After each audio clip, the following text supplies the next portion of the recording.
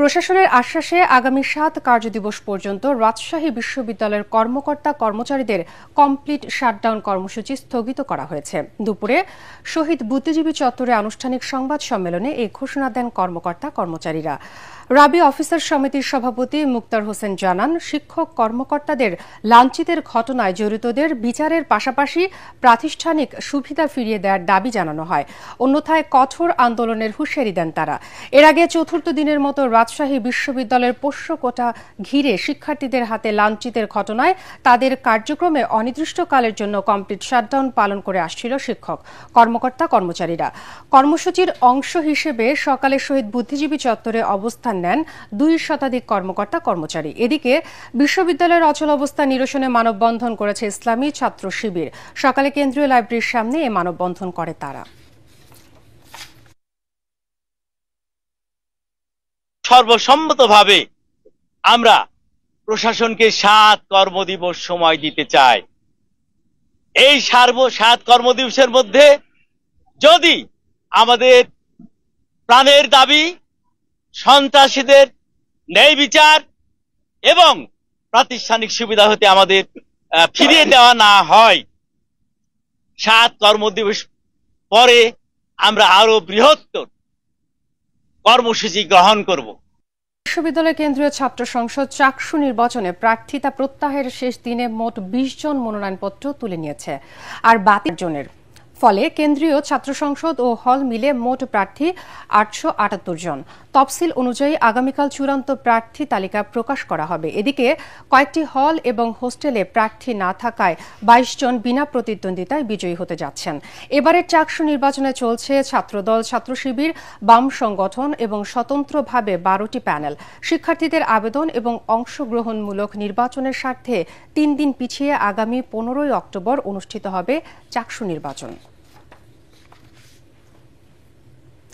জাতীয় নির্বাচনকে সামনে রেখে আইন শৃঙ্খলা রক্ষাকারী বাহিনীর সদস্যদের প্রশিক্ষণ শুরু হয়েছে এবং সেনাবাহিনীর প্রায় জানিয়েছেন স্বরাষ্ট্র উপদেষ্টা জাহাঙ্গীর আলম চৌধুরী। চট্টগ্রাম সার্কিট হাউসে প্রশাসন এবং আইন শৃঙ্খলা বাহিনীর সদস্যদের সঙ্গে বৈঠক শেষে সাংবাদিকদের এসব তথ্য জানান তিনি। রাজনৈতিক দলগুলোর মধ্যে মতৈক্য হলে এবং জনগণ নির্বাচনমুখী হয়ে গেলে তখন কেউ ভোট আটকাতে পারবে না বলেও দাবি করেন উপদেষ্টা। আইন শৃঙ্খলা বাহিনীর প্রস্তুতিও খুব ভালো এবং তাদের প্রশিক্ষণ কিন্তু শুরু হয়ে গেছে এবং আপনারা জানেন যে আমরা অনেক সংখ্যক কিন্তু তাদের বাড়িয়ে দিয়েছি এবং সেনাবাহিনী, নৌবাহিনী এবং বিমান বাহিনী সবাই কিন্তু এবার ইলেকশনে থাকবে। এখন ধরুন মাঠে ৩০,০০০ মতো আছে সেনাবাহিনী, ওই সময় প্রায় ১ লাখের মতো থাকবে বলে মন্তব্য করেছেন বিএনপির স্থায়ী কমিটির সদস্য আমির খসরু মাহমুদ চৌধুরী। দুপুরে চট্টগ্রাম মা ও শিশু হাসপাতাল মেডিকেল কলেজের ১৪তম ব্যাচের ইন্টার্ন চিকিৎসকদের সমাপনী অনুষ্ঠান শেষে তিনি এসব কথা বলেন।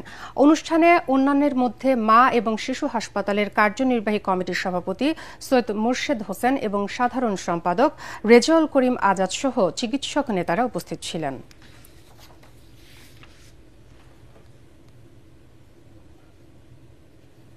আপনি রাজনৈতিকভাবে পরাস্ত হয়ে পালিয়ে গিয়ে এখন তো এই সমস্ত কাজ ছাড়া কি করে রাখছে, এটাই তো করবে, তাই না? এর বাইরে তো আর কিছু করার নেই। তো ওনাদের সমর্থকরা তো এই ধরনের কাজের বাইরে তো আর কিছু করার নাই আপাতত। গণতন্ত্রেই বিশ্বাস করে না, দেশ ধ্বংস করে পালিয়ে গিয়ে এখন যেগুলো করছে এগুলো বাংলাদেশের অভ্যন্তরীণে ঠেলে দেওয়া হয়। পরে চানশিকারী বিজিবি ক্যাম্পের একটি টহল দল তাদের আটক করে। ৫৯ বিজিবি ব্যাটালিয়নের অধিনায়ক লেফটেন্যান্ট কর্নেল গোলাম কিবরিয়া বিষয়টি নিশ্চিত করেন। আটককৃতদের মধ্যে ১০ জন পুরুষ, ৬ জন নারী এবং ৩ জন শিশু রয়েছে। প্রাথমিক জিজ্ঞাসাবাদে জানা যায় আটককৃতরা চাঁপাইনবাবগঞ্জ, রাজশাহী, যশোর, রাজবাড়ী, মাগুরা, খুলনা, ঢাকা, কুড়িগ্রাম, নড়াইল এবং ময়মনসিংহ জেলার বাসিন্দা। ২০১৫ সাল থেকে ২০২৪ সাল পর্যন্ত বিভিন্ন সময় তারা কাজের সন্ধানে অবৈধভাবে ভারতে গিয়েছিল। নারায়ণগঞ্জের রূপগঞ্জে একটি সিমেন্ট কারখানায় অগ্নিকাণ্ডের ঘটনা ঘটেছে। বেলা 11:30টার দিকে উপজেলার গঙ্গানগর এলাকার ওই কারখানায় আগুনের সূত্রপাত ঘটে। খবর পেয়ে ফায়ার সার্ভিসের 4টি ইউনিট প্রায় 1 ঘন্টার চেষ্টায় আগুন নিয়ন্ত্রণে আনে। কারখানার কন্ট্রোল রুমে ডিজেল মজুদ থাকায় আগুন দ্রুত ছড়িয়ে পড়ে বলে জানা গেছে। আগুনে কারখানার মেশিনারি সহ বিভিন্ন মালপত্র পুড়ে গেছে। তবে আগুনের সূত্রপাত এবং ক্ষয়ক্ষতির পরিমাণ নিরূপণ সম্ভব হয়নি। তদন্ত শেষে বিস্তারিত জানা যাবে বলে জানিয়েছে ফায়ার সার্ভিস। ভাগ নয়, অধিকার চাই রংপুর সদর আমাদেরই, এই স্লোগানে দ্বিতীয় দিনেও অবস্থান এবং নির্বাচন কমিশন অফিস ঘেরাও কর্মসূচি পালন করেছে রংপুর সিটি কর্পোরেশনের 9 নম্বর ওয়ার্ডবাসী এবং রংপুর সদর 3 আসন রক্ষা কমিটি। দুপুরে সর্বস্তরের জনগণের ব্যানারে বিক্ষোভ সমাবেশে বক্তব্য রাখেন সাবেক সিটি মেয়র মুস্তাফিজুর রহমান মুস্তফা, সাবেক কাউন্সিলর নজু দেওয়ানি এবং ছাত্রনেতা নাহিদ হাসান খন্দকার সহ অন্যান্যরা। এ সময় বক্তারা রংপুরের ঐতিহ্যবাহী 9 নম্বর ওয়ার্ডকে রংপুর 3 আসনে পুনর্বহালের দাবি জানান। পরে জেলা নির্বাচন কমিশনারের কাছে স্মারকলিপি দেওয়া হয়। ফরিদপুর 4 সংসদীয় আসনের ভাঙ্গা উপজেলার আলগি এবং হামিরুদি ইউনিয়নকে কেটে ফরিদপুর 2 আসনের সাথে সম্পৃক্ত করা প্রতিবাদে মানববন্ধন কর্মসূচি পালন করেছে ভাঙ্গাবাসী। ধারাবাহিক কর্মসূচির অংশ হিসেবে সকালে ভাঙ্গাকে এম কলেজের সামনে আলগি ইউনিয়নবাসীর উদ্যোগে এই মানববন্ধন কর্মসূচি পালন করা হয়। এ সময় বক্তারা 2টি ইউনিয়ন ফেরত সহ স্থানীয় নেতাকর্মীদের নামে মামলা প্রত্যাহারের দাবি জানান। সম্প্রতি ফরিদপুর 4 আসন থেকে 2টি ইউনিয়ন কেটে ফরিদপুর 2 আসনের সাথে সম্পৃক্ত করে গেজেটে প্রকাশ করে নির্বাচন কমিশন। এ নিয়ে কিছুদিন ধরে আন্দোলন সংগ্রাম করে আসছে ভাঙ্গাবাসী। খাগড়াছড়িতে স্কুল ছাত্রীকে গণধর্ষণের প্রতিবাদে বিক্ষোভ ও প্রতিবাদ সমাবেশ করেছে পাহাড়ি শিক্ষার্থীরা। সকালে যুব ছাত্র জনতার ব্যানারে কলেজ গেট থেকে বিক্ষোভ মিছিল বের হয়ে শহর প্রদক্ষিণ করে। পরে শহরের মুক্ত মঞ্চে প্রতিবাদ সমাবেশ অনুষ্ঠিত হয়। সমাবেশে অভিযোগ করা হয়, খাগড়াছড়ি সরকারি বালিকা উচ্চ বিদ্যালয়ের 8ম শ্রেণীর এক ছাত্রীকে গতরাতে জেলা সদরের সিংড়ি নালায় গণধর্ষণ করে দুর্বৃত্তরা। পরে এ ঘটনায় নির্যাতিতার বাবা বাদী হয়ে 3 জনের নামে মামলা দায়ের করেন। শারদীয় দুর্গোৎসব উপলক্ষে সামাজিক যোগাযোগ মাধ্যমে কেউ গুজব রটিয়ে দেশে অস্থিতিশীল পরিবেশ সৃষ্টি করলে তার কঠোরভাবে দমছেন র্যাব মহাপরিচালক AKM শহীদুর রহমান। দুপুরে দিনাজপুরের রাজবাড়ী পূজা মণ্ডপ পরিদর্শন শেষে তিনি কথা বলেন। উৎসবমুখর পরিবেশে পূজা উদযাপনে র্যাব সব সময় সনাতন ধর্মাবলম্বীদের পাশে থাকবে বলেও জানান ডিজি। র্যাব 13-র অধিনায়ক কর্নেল মঞ্জুর কবির প্রদীপ এবং দিনাজপুরের পুলিশ সুপার মারুফাত হোসাইন এ সময় উপস্থিত ছিলেন। সামাজিক যোগাযোগ মাধ্যমে মিথ্যা গুজব ছড়িয়ে সমস্যা তৈরির এক ধরনের প্রচেষ্টা চালায়। সেক্ষেত্রেও আমরা আইন শৃঙ্খলা রক্ষাকারী বাহিনী যাতে সাইবার ওয়ার্ল্ডে তারা কোনো কিছু করতে না পারে আমরা সতর্ক আছি। আমি আপনাদের মাধ্যমে সবাইকে অনুরোধ করব যে আমরা যেন গুজবে কান না দিই। সারা দেশে চলছে শারদীয় দুর্গোৎসব আয়োজনের প্রস্তুতি। শেষ সময়ে প্রতিমা তৈরির কাজে ব্যস্ত সময় পার করছেন কারিগররা। পূজা মণ্ডপ প্রস্তুতের কাজও চলছে পুরো দমে। প্রশাসনের পক্ষ থেকে নেওয়া হয়েছে কঠোর নিরাপত্তা ব্যবস্থা। আমাদের প্রতিনিধিদের পাঠানো তথ্য এবং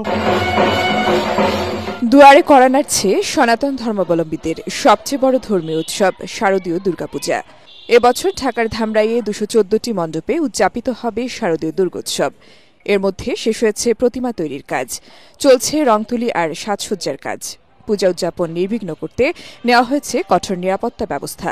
ভালোভাবে যাতে পূজা উদযাপিত হয় সেজন্য আমাদের কয়েক স্তরের নিরাপত্তা রয়েছে। মহানগর সহ বরিশাল জেলার 10টি উপজেলায় 602টি মণ্ডপে দুর্গাপূজা অনুষ্ঠিত হবে। আমরা সার্বিকভাবে আশা করি সুষ্ঠু এবং সুন্দরভাবে এবার পূজা উদযাপন হবে। রাজশাহী মহানগরীতে এবার 80টি পূজা মণ্ডপে হবে পূজার আয়োজন। নেওয়া হয়েছে 3 স্তরের নিরাপত্তা ব্যবস্থা। এবছরও আমরা যথেষ্ট ডিটেইল পরিকল্পনা করেছি যাতে নিরাপত্তা পরিস্থিতি ভালো থাকে।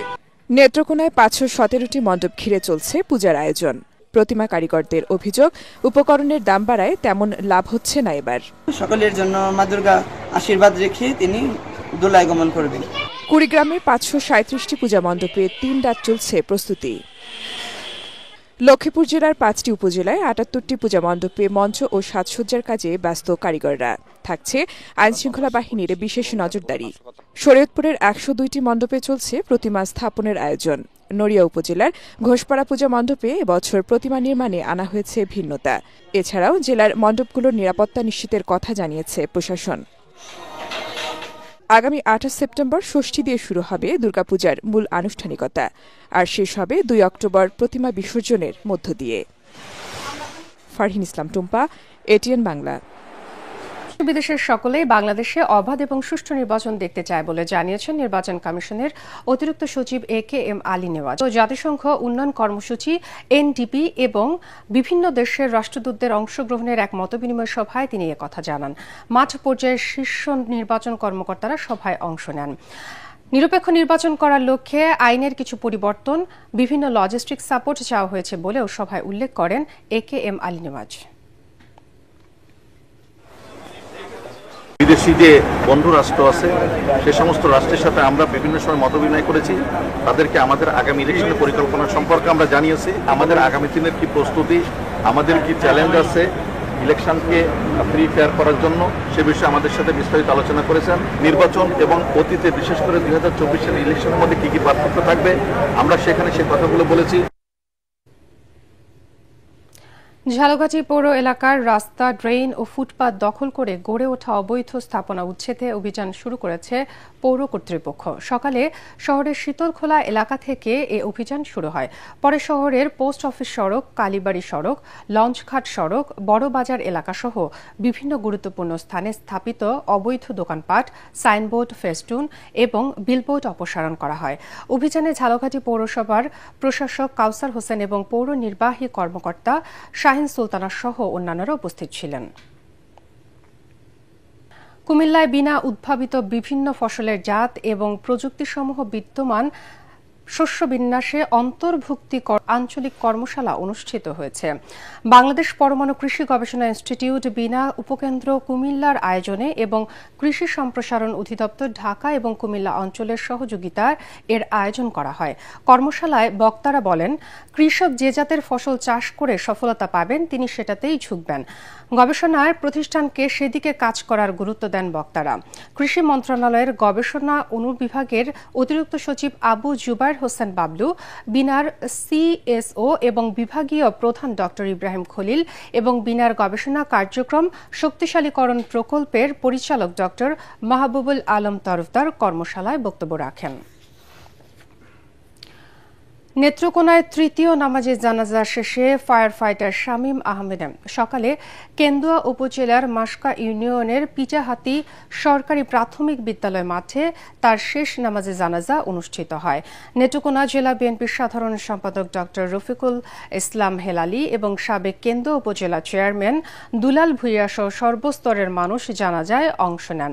এর আগে ময়মনসিংহ বিভাগীয় ফায়ার সার্ভিসের পক্ষ থেকে তাকে গার্ড অব অনার প্রদান করা হয়। সোমবার গাজীপুরের টঙ্গীর নতুন বাজার রেলগেট সাহারা মার্কেট এলাকায় কেমিক্যাল গুদামে বিস্ফোরণে সৃষ্ট আগুনে দগ্ধ হয়েছিল ফায়ার ফাইটার শামীম আহমেদ। পরে হাসপাতালে তার মৃত্যু হয়।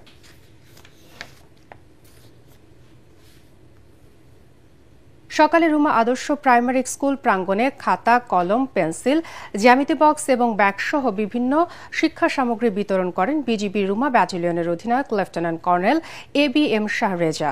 বিজিবির ঊর্ধ্বতন কর্মকর্তা এবং বিভিন্ন শিক্ষা প্রতিষ্ঠানের শিক্ষক এবং অভিভাবকরা এ সময় উপস্থিত ছিলেন। অনুষ্ঠান শেষে বিজিবির পক্ষ থেকে দুর্গাপূজার জন্য আর্থিক সহায়তা প্রদান করা হয়।